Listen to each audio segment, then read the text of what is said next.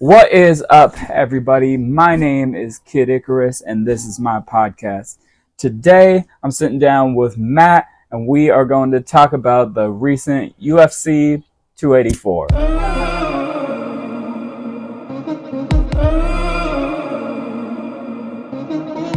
Right, that caveman. He needs to change his haircut, though, huh? Oh no, I'm into it. He looks like he came straight out of a Geico. Yeah, he's down to that ponytail's getting thin, and you notice it kind of all collaborates right here to cover a certain cover up this spot there.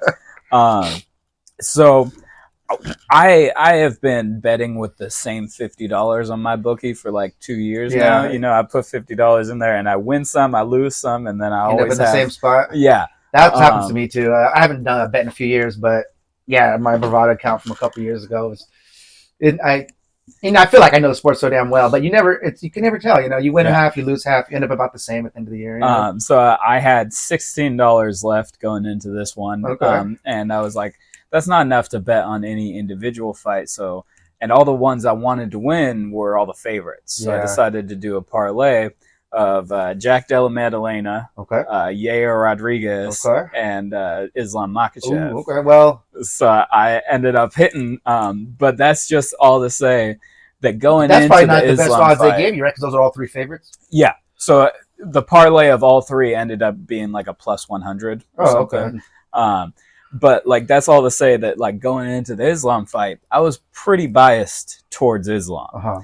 And I did not score it for Islam. You didn't score for Islam? Okay. No. I saw a lot of people debate on the second round. Second and third.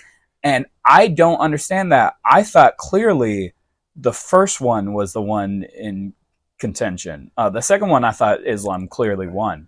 I was close. He barely won that one, I want to say. Yeah. Or actually, on one of the breakdowns that I watched, the expert that I really rely on, he gave Volkanovski the second round by a cut hair. Yeah. And then he gave the round 3 to Islam by slightly more clear advantage. The takedowns, with the striking being even and the takedowns, you know, you get up, but he did hold him for a little bit, and that counts for something. It's a different part of the martial arts, right? Yeah. It's hard to tell with a lot of these like wobbles because like what do you consider? Has he rocked? Is it a drop? Is it a trip? Is he going for a stats takedown? Showed only one knockdown. Yeah. And I want to say Volkanovski kind of knocked him down twice, right? I think the one that scraped the back of the head with the forearm, they didn't call that, but it did. You know what I mean? Yeah. And then you don't need to have the hardest hit when it's right there. You probably know it's get you off balance. You know what I mean? The first round when I was watching it, I was watching the clock because it was a slow start. It was literally a minute before anything was thrown, and then another minute and a half with just Volkanovski throwing. So like over half the round, Islam didn't throw anything. Yeah. And I like that little exit with the quick left front kick or low kick that he was doing. Yeah. And I think he did it again the second round. It was sort of like with Volk. Yeah. Volk was it was like doing, a 1-1-2 long extension on the way out. Come with the low. Kick. Front to front, that has less power. You know what I mean? It's not the rear leg, but he had a little snap on it, and we already know he's a powerful little shit with those big quads. Yeah. Yeah. It was. Regardless, like I was super impressed by him. I told people going in like So you gave I gave Volkanovski 1, 3, and 5, all the odd rounds. So I thought that he had. Even though the last 2 minutes he was on it, how long was it? 90 seconds or so, huh? On his back. I think that it just wasn't enough, and it wasn't enough damage once he got down there. Yeah. It was a lot of struggling for position, but when you have, you know, the first 4 minutes of him outpointing him a little bit, landing more on the feet. It was a close round, and I wasn't mad that they scored it for Islam. Like I think they all afterwards, I was like, I can see it.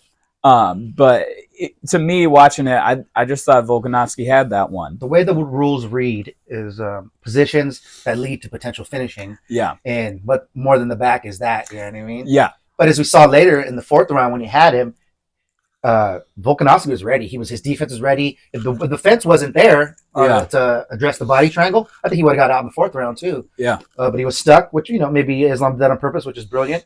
but the way he was really putting his head to the ground to not give up the choke and, fighting back. And this doesn't do anything, but it gets the crowd on your side. It shows you're not going anywhere. It shows that I'm here to the very end. This guy's not getting me. I'm not going out.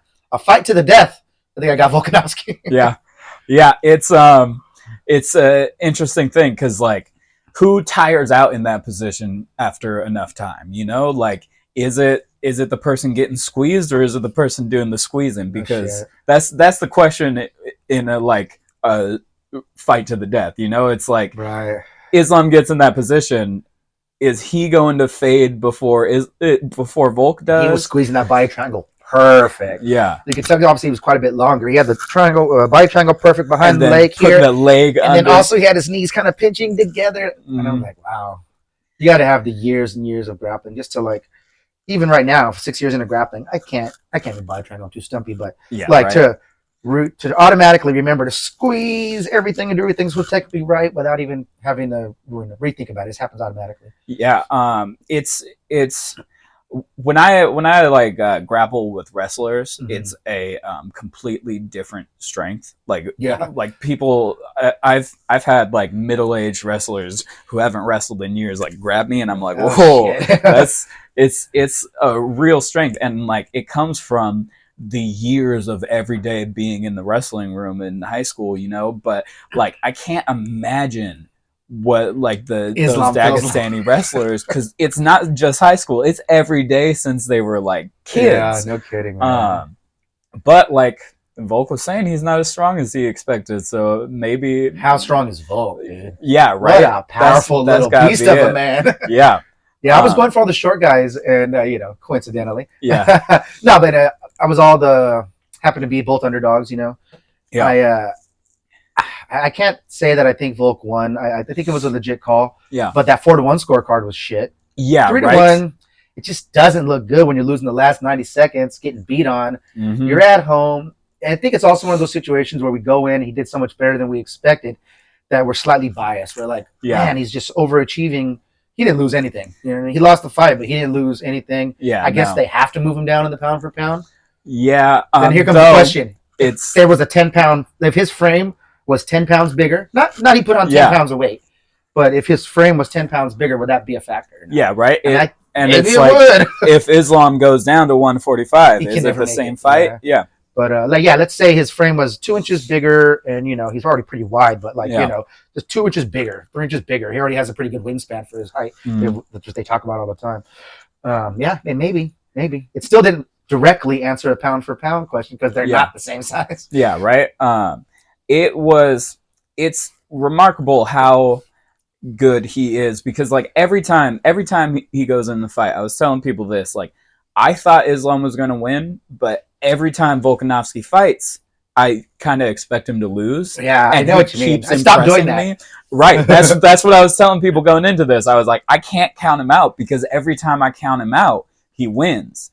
And he really changed my mind with the last Max Holloway fight. Wow, I went into that thinking like, oh, Max is got this. The first one was so close, and a lot of people thought Max won the second one. Yeah, the second one was super close. This one, like, no question at all. And he did it again. Like he showed like, oh, you can't count him out. He's so good. And I was sitting around beforehand thinking like, these Dagestani guys have figured something out that no one else has figured out. And then to see Volk make him look human, it's like, oh, whoa, maybe Volk has figured out something that no one else has figured out. Yeah, no kidding, right? So on the embeddeds and the pre-hype leading up, I really bought into Volk's confidence. Yeah. I was kind of like, man, maybe I should put some money on this guy. You know what I mean? Yeah. I really thought he was ready to surprise people, the world, and he did. But I thought he had a really good chance. Like he said, he summarized it. I think I underestimated his striking a little, and he underestimated my grappling a little. Yeah. He landed a few more clean headshots. You know what I mean? If you look good at the end, too, that was a good cut that Volk had. Yeah. I don't like when they say damage trumps all, because, okay, a slicing, non-impactful hit but causes a cut. Yeah. It's, that I don't, damage, visual damage, I don't really interpret it like that personally. Yeah, I'm talking about how hard you're rocked, which leads into the fight. Like, actual cuts, some people interpret it that way. Some commentators word it like that. Oh, yeah. I don't really interpret it just like that. Yeah, I mean, I gotta say, when I realized that Dom Cruz was on the commentator team, I was kind of like, oh, you don't like that, huh? I do not like Cruz as a commentator. He favors I think that fighters, no, he just has some dumb takes. The one that stands out to me, it's the most ridiculous. Was during the Conor Khabib fight. He kept talking about how Conor's, letting Khabib gas him out, and Joe had to be like, "No, he's on his back, getting his face pummeled in." I do remember that one. Yeah. And so since then, like when I hear Cruz on the mic, I'm like, "Oh, come on, what dumb take you got?" He gets caught in his feelings a little bit. I think he is one of the best, but if there's any emotion invested, just at the moment for him, he'll lean into it. I think that like he is an excellent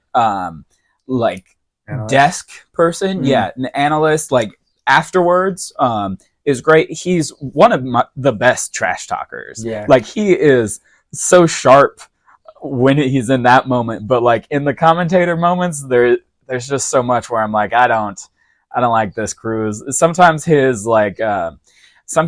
analysis of what the fighter needs to do is like, is that where your head's at right now, Cruz? Because that's a little strange. Like he always just talks about underhooks. Constantly underhooks to get up, underhooks to get the cage. I'll tell you what though, those whizzers that Volk had. How about the when he was getting up? Yeah, and those standing grappling exchanges, he was holding him against the cage. Yeah. I mean, you might even say he may have been the physically stronger fighter. Yeah, which is just crazy, Yeah, it's some people are like that, It's wild his his ape index. Yeah, too. Right. 72 inches, 71. Yeah, 71 and a half. I don't think he's any taller than me, man. Mine's 67 and a half, and that's not that bad for a stocky guy. We were talking. Me and my dad were talking about like other lightweight fighters for him to fight, like who would have a chance if like he did that to Islam, and we were like, a good fight to see would be him and Chandler, just because they're both short, stocky guys with gorilla arms who are like, they strike because they want to strike, but they can grapple. Like they're the same type of fighter. It'd be fun to see that. I think Volk is longer than Chandler. yeah, he might be an inch or two on the wingspan. Yeah, so that was... Speaking of other fighters in the 155, I think there's a blueprint for Islam now. And you know who I see giving him a lot of trouble? Who? It's Fiziev. Oh, Fiziev? Yeah. Fiziev. So he has that real wily, strong hip type of takedown defense that Volkanovski showed a little bit of. And he's bigger, and then his striking is probably more powerful than Volkanovski's. Bigger guy, Yeah. I think he can be a big issue. Yeah. Unless his wrestling just isn't up to par, but specifically his takedown defense, I think it's at the level of Volkanovski's. His ability to get up is at the level of Volkanovski's. And he's the kind of guy too, he has good chin, and he'll hold you against the fence and win like that in a boring way if he has to. Yeah, who'd he fight last time? He had a big name last time, right? Dos Santos. And he was it was like maybe he might have been down 1-2. Yeah, it was the fourth round. He knocked him out. Fifth round, he knocked him out. Yeah. I remember it was like a flinging right hook on the counter, and it was powerful. Yeah, that was a disappointing one to me. I like Dos Santos. Dos Santos is such a underrated guy. Yeah. So he's going up against Gaethje next. Fiziev. Yeah. That should be an interest. It's always interesting to see like these guys who are major prospects coming up, to see how they deal with the guys who have been. And then 155, all the old guys are out, man. Yeah, I think Gaethje and Poirier got maybe 1 or 2 performances left in them, and then after that, it's Fiziev and Saryukian and even Gamrot, but he's a little older, Yeah. But Benil Dariush hasn't got his shot yet either. Is that the same division as Moicano? Is Moicano lightweight as well? Moicano's at 55 now. He was 45 for a while. Yeah. There's a lot of it's probably the most stacked division. Traditionally has been, right? Yeah. I just saw. I think it's kind of out with the old. They're milking these guys what they can right now. Yeah, try and keep them as stars. Chandler or Connor can beat Saryukian. Or, I don't think they can beat them. Probably not Fiziev either. Yeah, I'm stoked for that. The Chandler Connor Ultimate that'll Fighter. Be good. Yeah, it'll be so much fun. I saw Benil Dariush recently. He was speaking at a Calvary Chapel in La Habra, and I went to go see him. He was talking Iranian Christian, huh? Yeah. Do you what remember? Are they over there mostly? It's mostly Muslim. It's a area, Muslim state. Iran. Okay. It's the most like severe of all the states over there. Really? He was they talking love some about, wrestling over there. Yeah, right. He was talking about how like the last fight in Abu Dhabi, he did that like big talk about Jesus and stuff. He almost got killed. He was talking about how he did that because the first time he went to Abu Dhabi, he had a Calvary Chapel Costa Mesa wrestling sweater that he was going to wear to lunch and then decided not to because he was like, I don't know, I'm in Abu Dhabi, it might not be the safest. And so he was like, I felt so bad about that when I went back, I had made sure everybody knew. Yeah. Yeah. Yeah, why Islamics want to be like that way? Christians aren't like that with them, you know. Yeah. So I'm stoked to see what's next for him. After seeing him, I was like, oh, I'm a huge. He's fan a dog. Of him He's left-handed. He's pretty big. He's got a lot of dog in him. He finds a way to win. When you watch him skill for skill, you're like, okay, he's not that fast. He's not that crisp. His form's slightly off in those big left hands, but he's left-handed. Yeah. He's a dog. He's big. His grappling is plenty good enough. He was really awkward in his Gamrot fight, like stylistically, which is fun to see. Yeah. Like it's one of those things like Tony Ferguson or Brandon Moreno is kind of similar where they move strangely. It's almost drunken. Yeah. That's Mario right there. Yeah, that's exactly it. It's almost like I think he's trying to study. He's getting ready for a slip counter. I think. Like Pacquiao does something similar, where the whole time he's moving and like trying to find these leans right, he's ready to pivot. And I like seeing that. I like seeing fighters that like move odd, where I'm like, I don't know what you're doing, but it's fun to watch. What'd you think of the Yair Rodriguez Josh Emmett fight? Impressed. I think Josh Emmett, man, I kind of feel bad for him because I wanted him to get a title shot, and I thought he was a decent matchup for Volk. Yeah. Athleticism was equal, size was equal, power was better, wrestling maybe better. Do you know what I mean? Mm-hmm. Volk wins with a lot of tactics and intelligence. Do you know what I mean? Yeah. But against a long kicker, it wasn't really a good matchup. Yeah. And what I give a lot of credit to, which I don't hear people talking about enough, he dominated, but if you noticed, Emmett landed 2 or 3 big shots. Yes, I was just going to say. 2 of them partially blocked. I think you got to give more credit than anything in a lot of these scenarios, right? Yeah. To the Mexican chin. Yeah. To the Rodriguez chin, right? And I've seen a lot of guys, like, their chin really got them to a certain level in their career, you know what I mean? Mm-hmm. One of my main references there is Max Holloway, Aldo. Okay, you remember both fights, but their first fight specifically, Aldo was cracking him. Pop, pop, pop, pop, finishing leg kicks, big hard combos, and Max ate it. Boom, boom, boom. Came back with those 1-2s. Yeah, he has never been knocked out, right? Never been knocked down. Oh, yeah. Even at lightweight. And with his style is like, he gets hit. It's not like he doesn't. Guys that rely on chin, in the pocket. It's like, okay. Yeah, right. That's kind of God-given. It's hard to give you a lot of credit for that. You know what I mean? But what a good addition to have if you're a fighter with the talent of Rodriguez, and to also have a chin rely on when you need it. Yeah, that's the thing about that fight was the amount that Rodriguez outstruck him was a lot, but like anytime Emmett did land, like he landed hard. He rocked him like pretty good once. Yeah, but the other 2 he ate. That's another fighter with kind of an awkward style, Rodriguez, which I love to see. Oh man, those body kicks. Oh man, his poker face is better than mine. Hurt. Yeah.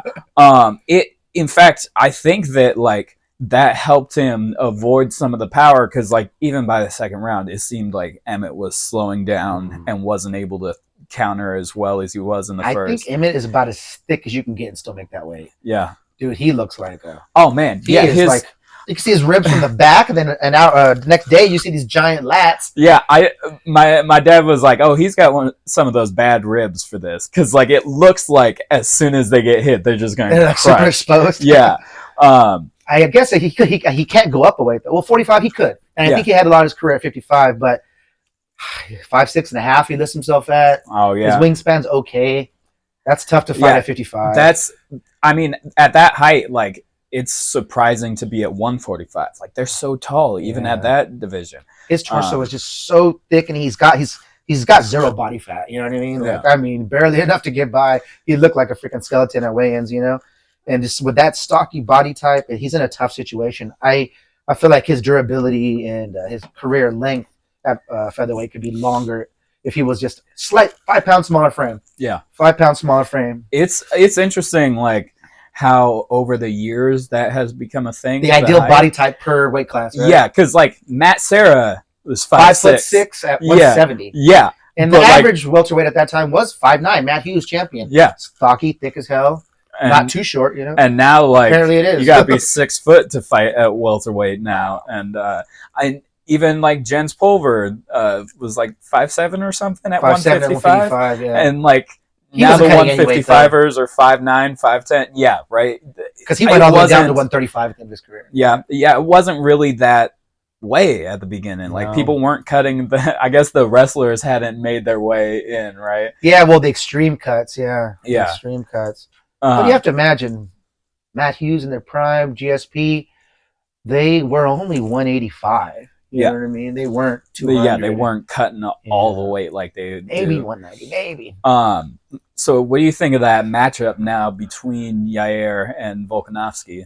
I think it's a bit of an issue. I think Volkanovski is going to have to lean back into grappling. Yeah. I don't know how his top control is. We know his defensive wrestling is off the charts if he's keeping Islam off, right? And taking Islam down. Yeah. So his ability to stay on top, you know, almost like a Dagestani, we don't know about that. He might want to lean into that. I'll tell you what though, like he kept Islam on his back for the last 90 seconds in that fight. I think that's what really stole the show too, was people saying, "Oh, he won." Because in the schoolyard, you know what I mean? Yeah, if you're on top at the end, that's when you get broken up. That seems to be how does the story leaves go? An impact in the mind, but I mean, if he's good enough to keep Islam down for that, though, like Islam was rocked right before that. I don't think Volkanovski brought his best striking either. Yeah, I think considering he may have underestimated some of the lunging and whatnot was a little too extensive to me. He normally doesn't do that. Some of his trickier setups. Well, it's easy to say when you got a wrestler like that, you got to be ready for it. Yeah, MMA math says Yair should be no problem for Volk since I don't see that. Holloway beat him, and he pieced up Holloway in their last fight. But I think watching the Holloway Rodriguez fight, I thought Max did win by a lot. I thought that Rodriguez had stolen it going into it. Really? I think so. I think watching it, I was worried because I may have had money on that one. Okay. So I think Max's pressure kind of won that fight for him because it was like streaking, even striking, I want to say. Mm-hmm. But like he backed him up more. Yeah. Still a fight. You know? So I'm interested to see how Volk handles him. Volk is so good at covering distance real good and getting in and out. Yeah. You'd think as a shorter guy that he wouldn't be in and out, like he'd be like getting in the pocket and putting pressure on, but like no, he just in and out and like so fast, faster than people can react to. His legs are short too, so how much ground he can cover is surprising. But like we mentioned, he has good length on his arms for a stocky guy. Yeah, it's got to be that. It's got to be that rugby playing like quick, that push kind of energy. He can just hop in real fast, get out. So I'm interested to see how, because like he does a lot of hand fighting, and I think that helps him cover the distance. Right. But or like safe makes him his entrance safer, right? Yeah. He does a lot of the pulling down on this one, cover up. Now he doesn't have to defend on this side. Yeah. So it will be interesting to see how he's able to handle a distance fighter that doesn't use his hands as much, you know? And they list Pantera at 5'11". He might be taller than that. Yeah. He looked taller than Islam to me. Yeah. I mean, with his, like, he's pretty thin, and so, like, he must be pretty long and strong tall. in fighting is a dangerous combo. In any combat sport, long and strong is hard to deal with. You see a lot of stocky fighters in grappling and wrestling and, fighting in general. Like grappling, wrestling world, it is a world of small, strong guys. Yeah. But if you're strong and long, you're causing problems for people. Yeah. Especially I mean, with the grappling, those long people can do things with their legs that just, short people can't. Just little things, like when you're in side control and they push you down or whatever, like they're in reverse judo or something, just shoving you away, creating that length to get up and do a tactical stand up and get back to your feet. And then all them triangles, like people with long legs can throw up a triangle from anywhere because they can wrap the legs around. I have trouble keeping people just in guard because I can barely even close my ankles can't on most get around. When I throw up a triangle, it's just to switch to an armbar. Yeah, right. Yeah. So I want to see how Volkanovski deals with Rodriguez's kicks, and like, is Rodriguez even gonna aim for Volk's head? Because he might just throw it over because he's so used to throwing his legs over people. But I mean, if he's aiming for the body like he did, like you're saying with Volk being in and out, I don't think you can do that this fight. Yeah, you can't. You have to constant play forward pressure. Yeah, constantly play this forward center of mass against Rodriguez. You know, with cutting off angles and trapping him against the cage. Speaking of doing that well, Maddalena with that right hook, huh? Oh yeah, that was good. I mean, Randy Brown looked good. Yeah, Jack Della Maddalena. Della Maddalena. Yeah, So did he break his nose when he was 9 and he just kept it, or was right? He's got just a flat, crooked nose. Said, fuck it, I'll get it fixed later. Yeah, right. What was it? I think in the Gaethje Tony Ferguson fight, Gaethje was like, "I want him to break my nose, like, because I don't get it fixed until it's entirely broken. Yeah. So like, if he could just break my nose for me, that would be great." I must mean he's had 2 or 3 surgeries already. Yeah, Maddalena, like, he's on a run that is super impressive. Clean, right calm, now. Good defense, zero fear in the pocket. Yeah, zero fear of getting hit. And like 155 may be the most stacked with stars. 170 is my favorite division. No, there's a variety of body types. You get guys up to 6'3". Yeah, and every now and then you still get a stumper at 5'7", 5'9". Well, 5 to 8, 5'9" nowadays. Right? Yeah. There's so many people in that division that are not stars, but they're threats. Yeah, like I thought Randy Brown was like, okay, with somebody that long, that much speed, nice long straight punches, his movement is good. You know what I mean? I feel like he could be trouble for anybody. Yeah, but I don't know if he doesn't have a chin or Maddalena hits that hard. But I mean, good tactic on him to corral him like that. He must hit that hard because I mean, it's like 4 fights under 2 minutes or something. Like, in a row. It's interesting with guys like that. Top 5, I mean, top 10, top 15 for him next. Yeah, right. It's interesting with that guys like that because you're like, okay, how is he this good because he's this good, or is he this good because he hasn't made it to that top level yet? True. I feel like he's not the fastest looking guy, Maddalena. Yeah, no. Della Maddalena.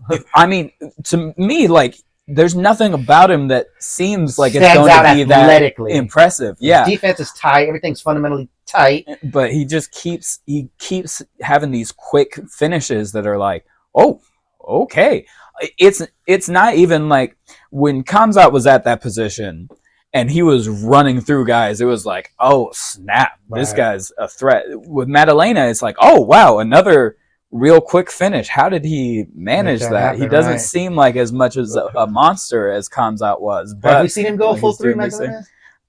Full 3 rounds? Yeah. I don't think so. I think that he's had all his wins in the first round. I want to say I've seen him win in the second or third. Yeah. But not have a dogfight to the end where cardio was a factor. Is he undefeated in the UFC so far? I think so. I think he only recently made it. I think that he's on show, like his 4th fight. I think he's off the contender. Yeah.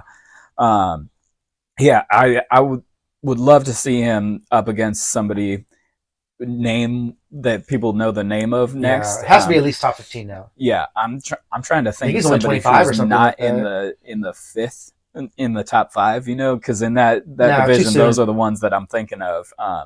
But yeah, he can do Mil Magny or something like that. Yeah, yeah, that probably Mil Magny's gonna always a jumping board for somebody, but at the same time he beats a top guy now and then. Oh man. Speaking of him being a jumping board for someone, man, burned his fight against him. Wow.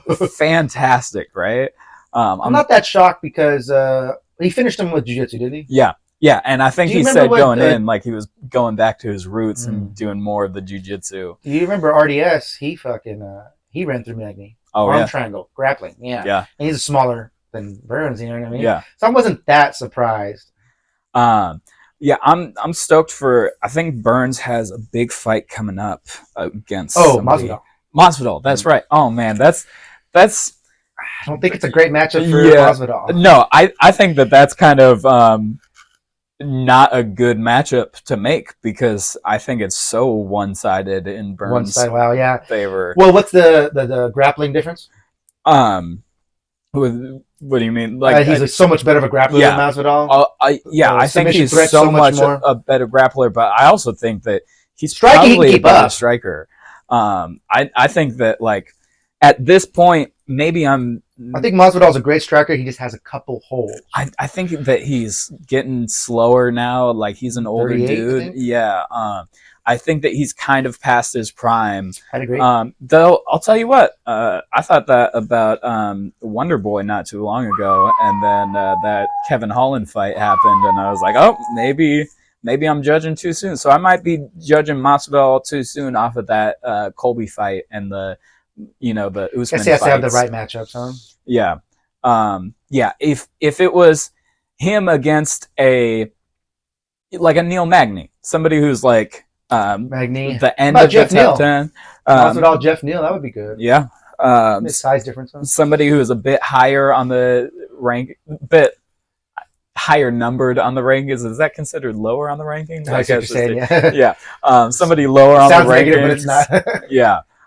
That way, like, he could have like a comeback fight. Like there's a lot of times where a fighter has one of those fights where like, okay, you just lost to the number 2 guy. Now you go into the number 3 guy. Like maybe drop down to the number 6 guy or something. Preserve your spot if you're smart. If your management's smart. Yeah, but I guess really it's not. You don't seek it like in boxing. They offer you the fight, and ideally you take it. Yeah. In their eyes.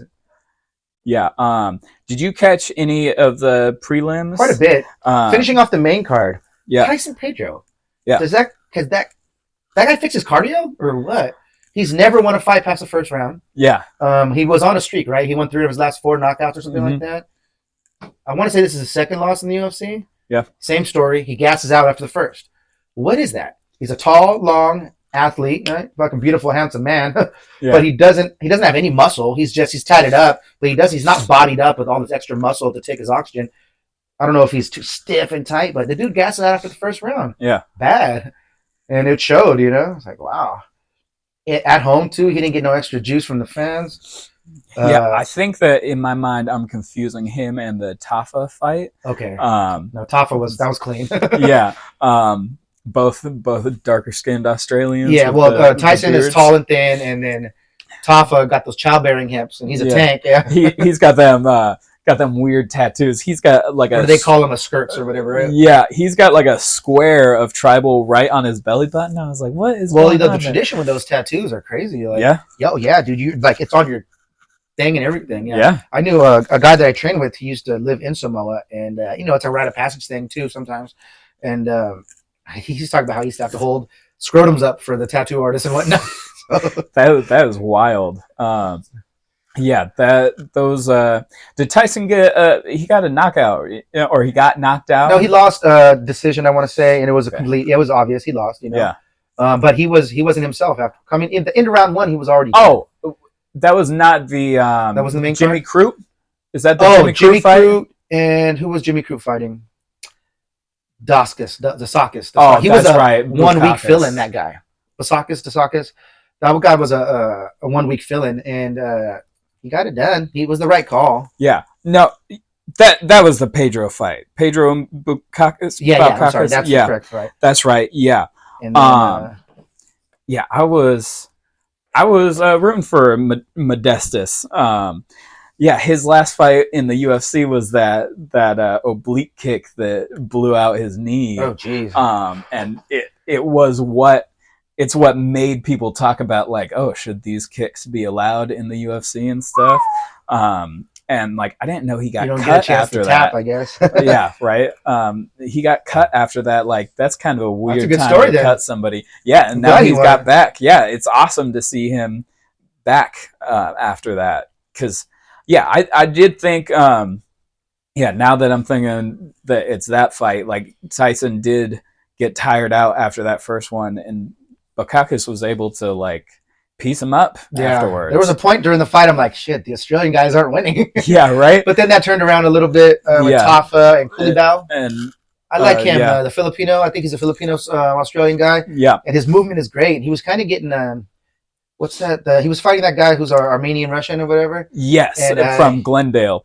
Yeah, that's how they roll. I know, right? I saw his name and saw that he was from Glendale. I was like, "Yep, that checks out." That's like second Armenia right there. Yeah, that fight. That guy looked a little bit better than him, at least for the first round. But I know Kulibao has good movement. He's a creative fighter too. He can find a way to turn the tables. Yeah, that was the fight with but wow, second round just was a whole different thing. Terrible nut shot in that. Terrible testicle shot. I thought that they had that was karma, translator right? in, but it was the doctor talking to him. The headbutt, the nut shots, and the shoving him at the weigh-ins. Yeah. The way he just fell apart and got choked out in the second round. A lot of karma there. Yeah, right? Yeah. When Kulibao started talking on the mic afterwards, I was like, did they not have a translator in there earlier? And it was the doctor talking to him and then telling the ref, no, he says he's fine and stuff. And it was like, yeah. Sometimes just those Australian accents in general, you're like, oh shit, it is English. Yeah, right. It's kind of crazy when the fighters don't take the full 5 minutes, because like when he came back afterwards, he was still moving strange. He only took 2.5 or something like that. Yeah, and that was a bad one. Yeah, dude, it was directly in there, like it was off a spin kick too, right? Just the heel right up there. Yeah, that was a rough one. What was that, flyweight? That is 35 or 45. Yeah, 35 or 45. 35 or 45. That Armenian dude he beat is no joke. But he just fell apart right there in the second round. There's something about the universe wanted it like that. You know what I mean? Something about the air in Perth that night. No, that was all karma to me. Yeah. Long. Yeah. So looking at the fights coming up. Any other early prelims did you catch? How about the opening fight of the night? There was one of the fights. Islam's cousin. I'm sorry, Khabib's cousin, right? Tukagov, is that his name?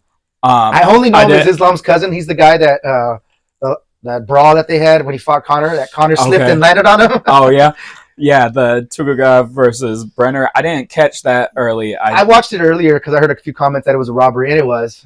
I started with the Jack Jenkins versus Don Shainis fight. And that one blew me too. I like to watch her.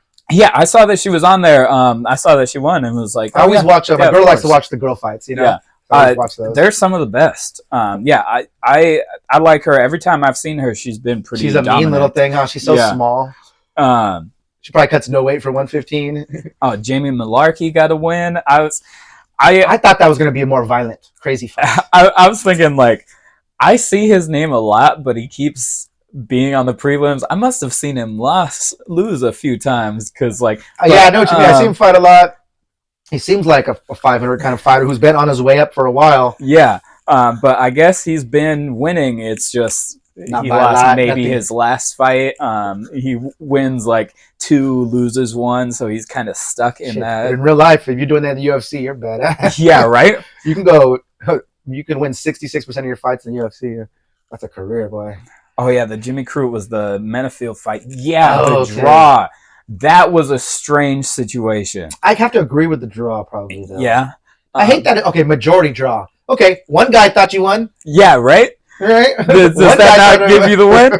Because, like, if you have... I get it. If you have one judge for one side, one judge for the other side, and one judge draw, that's a draw. It's a split draw. Yeah. This was a majority draw. It's a unanimous draw. Yeah. I ain't no mathematician, but it was strange. It was a strange match because, like, the first round, Menafield dominated, and I thought, like, did he kind of lose the last 60 seconds or something of the fight or the round? No, the last one bottom or something. The last 60 seconds, like, he had rocked Crute and was like on top of him, and they could have called it. Like, it looked like. Oh, okay, I remember that now. Yeah.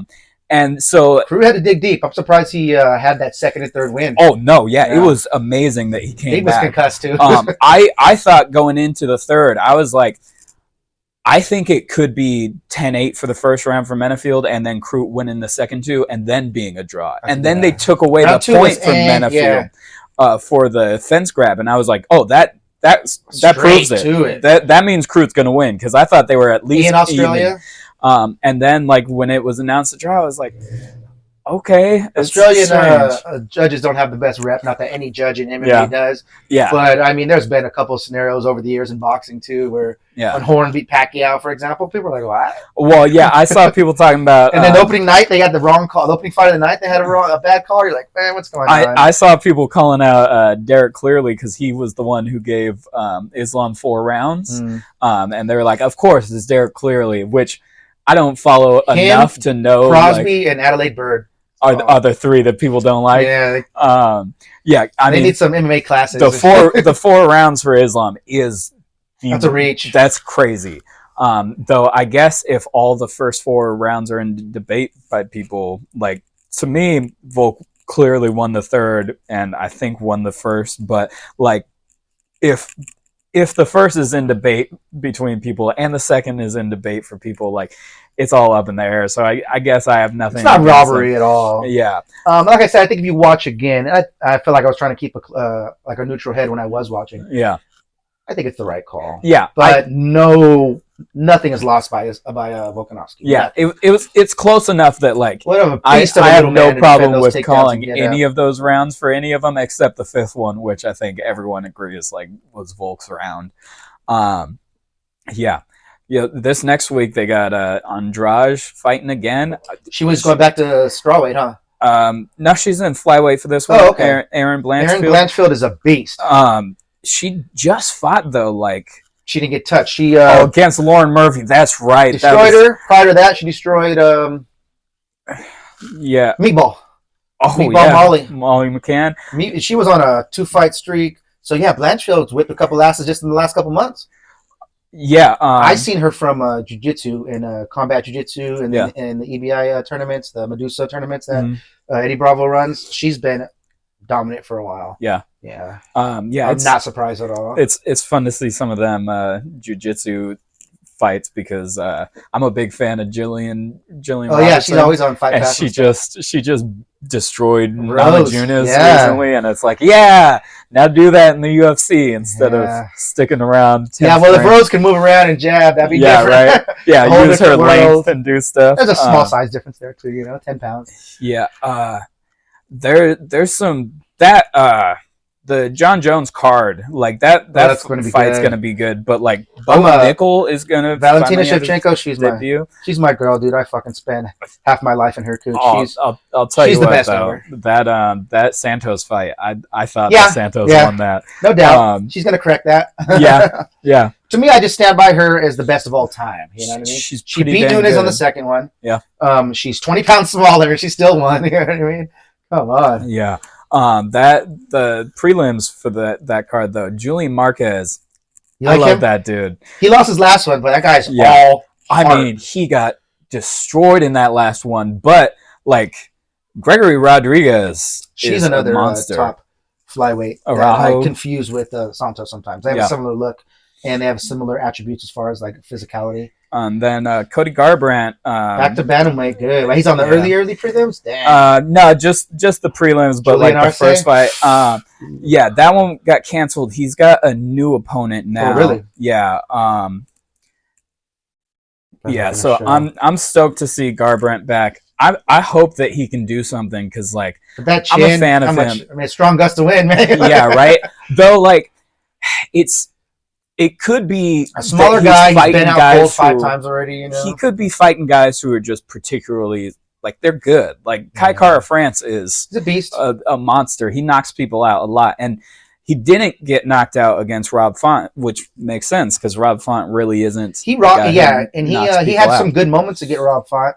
He was outsized, and he just didn't press the gas. You know what I mean? What was it? The 5th round, he came back and he started getting some good inside combinations off. Yeah, I think there's a part of him. You're known for your hands. You got to get in there. I think he's a little scared. I think he's been a little scared for the past 5 fights or whatever. So he might need more time. I think he's another one of these guys who needs to not fight with emotion the top people. Like, he needs to take a easy to say when you're a former champion, though. Yeah, right. He needs to go to like the 10th ranked guy instead of the top 5, like, and be like, all right, let me reset. And a lot of guys need to do that, but I don't think that's the UFC's plan for them. Yeah, right. Like, you got enough of a name for us to build the next guy, especially like we're gonna use it. He's 31 now, like.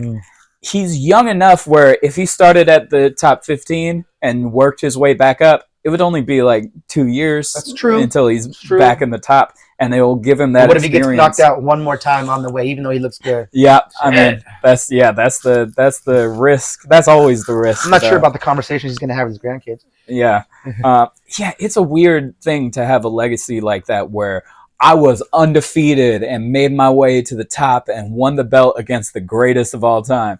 And then what happened? I lost 4 out of my next 5. Like, that's what. And all 4 of them I got cleaned up. Yeah, like how do you tell that story? Because it's like I was great. I was the champ. And then I wasn't great. That is rough, yeah. Just but that's how fast the sport moves, you know? Yeah, right? That's why people like Conor can't come back and look good, you know? Yeah. He didn't even know how to address the low kicks against Dustin first fight. Things are moving, you know what I mean? Things are moving. Yeah. Quick. Yo, Andre. You're not improving, you're getting passed. Andre Muniz has a fight coming up. I like him. I did not He's notice a jiu-jitsu beast. I like this guy Duplessis also. Oh, yeah. Duplessis is pretty great. Physicality-wise, he's a beast at that weight. Yeah. Though, like, I think the last couple fights I've seen, like, he's gotten gassed pretty quick. Bit, yeah. But, like, he kept swinging. He has a lot of muscle. Yeah. A lot of muscle. Yeah, he's not bulky, but if you look, he's got a lot of muscle. Yeah, he's shredded. Even for the weight class. He's one of those guys. He's not short at all. Like, he's big. Overall big. He's one of those guys, like, what do they call him? The big guy got knocked out by Adesanya, Paulo. Mm-hmm. Paulo Costa. He's one of those guys where, like, middleweight has 2 types of people: the Adesanyas and the Costas. Right, and he's a Costa. You have to put it like that. He's a Costa. Good thing his wingspan's longer. Yeah. The Andre Muniz, though, like, his arm bars from the top are scary. He broke somebody's arm with that, and then the next fight, yes, and from the bottom, I believe he was on bottom for that one.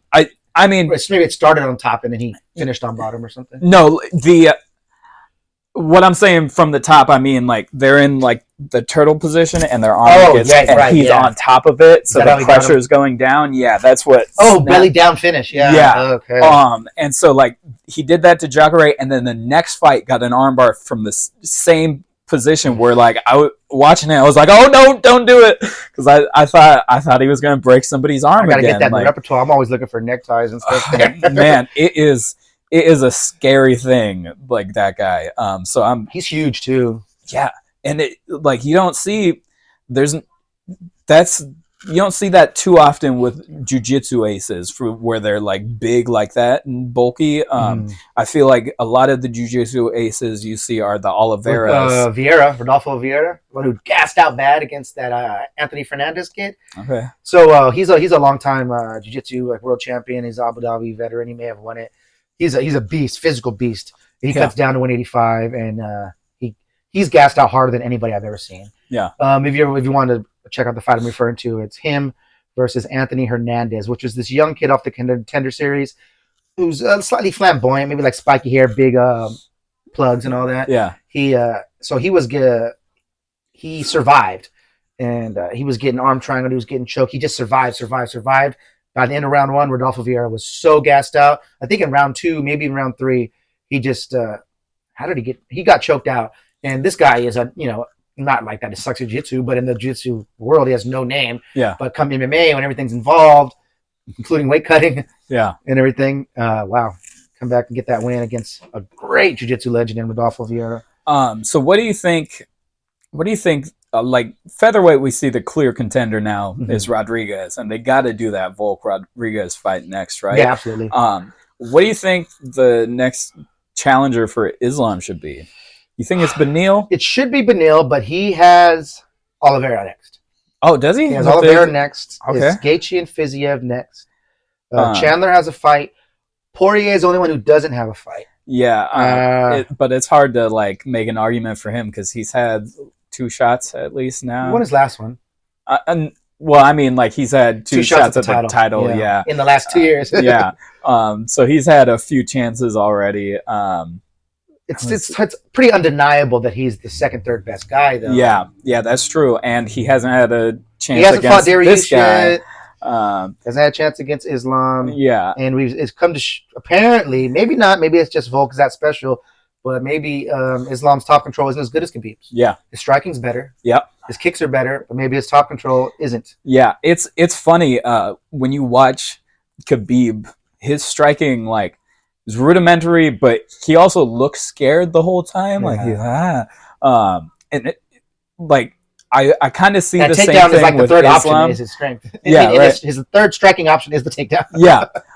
And it forehead. is clear that like Islam's striking's miles above where Khabib's was. Like he's just being left-handed to have a nice time straight left makes a big difference. You know? That's what came through for Tafa. Like if Porter was left-handed as well, that wouldn't work. You know what I mean? Yeah. Right. That what did he do? The overhand. He just timed him when he stepped in. You could tell Porter too. Wasn't he Parker Porter. His name. Yeah. I don't think you could look any different and have that name. Yeah. Right. If your name's Parker Porter, I don't think you're gonna be slight. Sounds like a cartoon pig. It sounds like the name of a beer. Yeah. Cruz kept saying after that, he was like, the southpaw versus traditional, you got this overhand left that he does, and like that. Yeah. I remember him like on the replay for that saying that, and then you see in the replay that it wasn't actually overhand, that and it's just a slight difference in the angle, right? And you land a little bit and you've got the guts to actually go for a little bit of a blitz now, and the ankle's just slightly different because he's left-handed, and then boom, you run right into it. Your distance measurement was just an inch or two off, and you ate it, man. Yeah. That guy's huge, too. That guy probably walks around 320 pounds when he's not fighting, you know what I mean? Mm-hmm. Yeah. He's the only guy to ever miss weight at heavyweight. Oh, yeah? The top fight. He's only 5'10 or 5'11 or something. Yeah, what do you think this Jones-Gane fight, do you think Jones gets it? I guess the concept that everyone's leaning towards is Jones out-wrestles him, holds him down, beats him up, maybe submits him. Yeah. Because he's a much better wrestler than Ngannou. Ngannou did that. Yeah. Maybe Gane wasn't expecting much grappling when he fought Ngannou. I mean, Gane wasn't expecting much grappling when he fought Ngannou, so there could have been a surprise element. Yeah, he may have not been training it much. If he's smart, he'll be ready for a lot of grappling. For Jones, yeah. That doesn't mean don't address your striking, because look at Volkanovski. He didn't bring his best striking because he was so worried about his grappling. Yeah. So you wouldn't want that, but it's hard not to pick Jones. Yeah. I was talking to a buddy of mine about how, like, I think one of the saddest things in history is that DC couldn't beat Jones, because I think Jones seems like a terrible person. That heavyweight, maybe he could have, huh? I was talking to a friend, and he was like, I laughed every time DC cried. Like, I thought he was the most boring fighter, so I was excited to see him lose. Yeah, right? I kind of am the same way. I was like, it would be another great joke on DC if the one person who does beat Jones is Stipe. So I'm really rooting for Jones to beat Gane, right? And then to have a Stipe Jones fight for the belt and see Stipe win that. Yeah. Just because it would be so funny that DC tried so hard. I saw some stat that Jones's arms are longer than Stipe's legs or something. Oh yeah. I mean, Jones has the longest reach in the UFC. 7.5 feet at 6'4". Yeah, that's wild. More than like NBA players. I mean, he looks like a spider. Like if he stretches out all the way, like he's got long short limbs. torso. Imagine the leg length. Yeah, yeah. So I'm hoping Jones ends up beating Gane just so I can see Stipe beat him, because he's been out of action so long. It might be a factor. Yeah, hasn't in the past, but I mean it is so long. Like I don't know if he's ever had a 3-year break before. His last fight was. It was 2019. It was the Santos fight, I think. Or maybe it was Reyes right after that, but it was either Reyes. 2019 or... That'd be Reyes, yeah. Yeah, or 2020. I think Dos Santos was right before Reyes, I believe. Yeah, right? Or, I'm not sure which one came first. They both were close. Both were close, though the Santos one, I think that he was...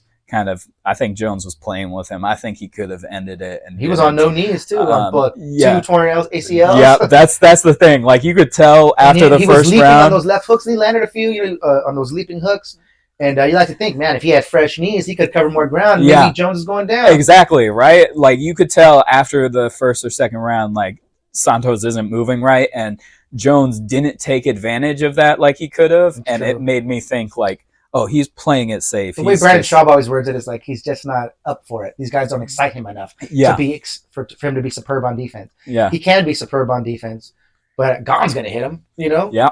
There's no better striker than Gane at heavyweight. Gane's going to land on him. He has chin, though. I want to see how Jones's weight does in the grappling. I'm hearing he's 255. Yeah.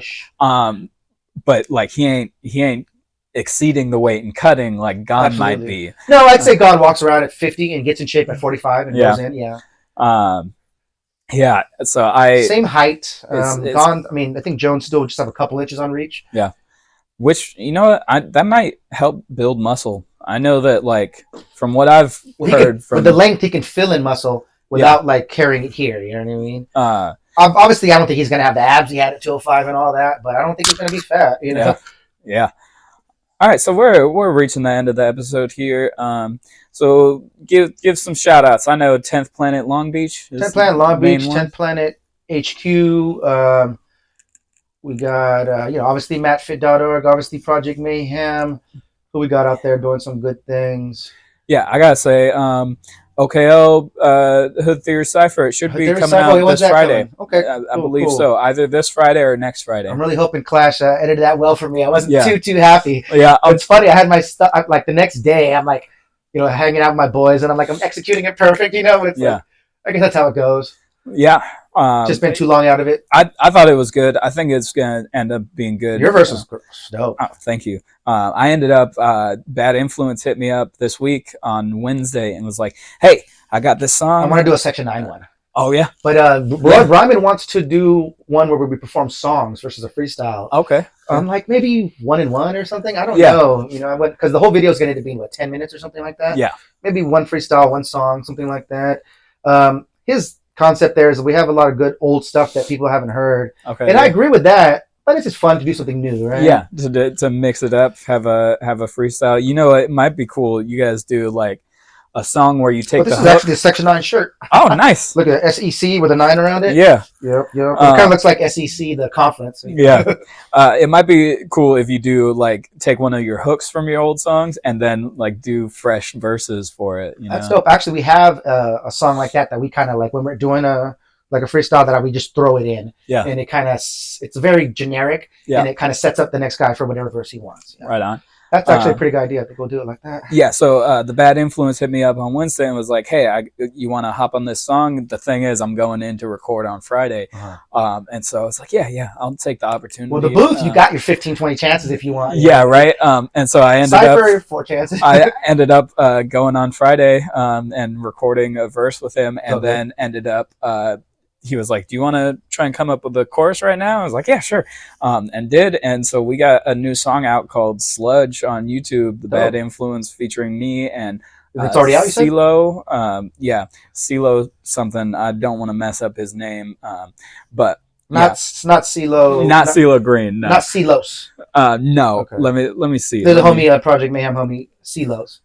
Sometimes I think his name is Soul Rack. If you put Carlos in reverse, it's Soul Rack. Okay, yeah. Like Stilo C is his name. C. Okay. Yeah, and Lux. Do you know Sticky C? I do not. No. Okay. He used to be a Bellflower guy. I think he moved to the IE now. It's my cousin's buddy. He's all right. Yeah. So that's a dope song. Check it out and check out our cipher on Friday. Probably. Yeah, I'm eager to hear the ciphers. I'm eager to hear that verse. I'd like to hear that song ASAP if you want to send that to me. Definitely. But thanks for having me. I appreciate it. Yo, I could talk MMA all day. Yeah. Every day. Other combat sports as well. It's the easiest type of podcast for me to do. It just flows. There's so much to say about it. So thank you so much for sitting down again. Have a good night, everybody. I'm feeling blessed. Tell me how are you? Just let me know if there's anything that